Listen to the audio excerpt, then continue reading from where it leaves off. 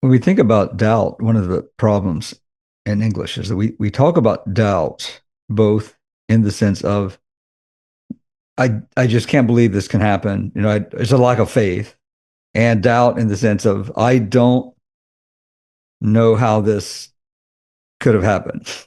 Or right, there's this thing that happens, and it doesn't make sense.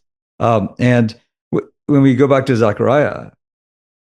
Zachariah's problem is that when the archangel comes to him and tells him what's going to happen, he just his question is because he doesn't believe. He just, he's faithful, but and it reminds me of Sarah laughing. I love the exchange where, God's like, "Why did you laugh?" And Sarah says, "I didn't laugh." And God says, "You did laugh." This but here we have, what does Archangel Gabriel say? I am Gabriel. I stand in the presence of God. And I have come to tell you this thing, and I have to remember that, I mean, Zechariah is a very holy man who knows that God can do anything, has trouble receiving this word. And this not being able to speak is like everything else is therapeutic, right? He has time he is given silence to ponder these things, to think about this, right? So when the time comes and they're like, what's his name going to be? He says his name is John, right? This is going to be his name, the name of this child, and his tongue is loosed. And it's the exercise of faithfulness.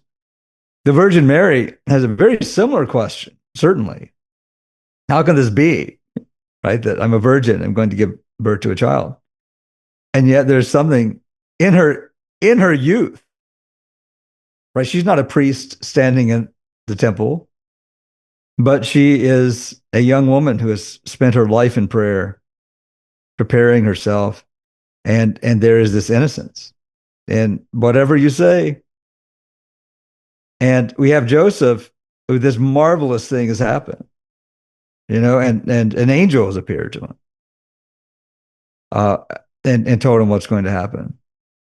But we have Mary, and she experiences all of these things, and it's beautiful what happens. This icon. You have Joseph over there. He's wondering what's going on.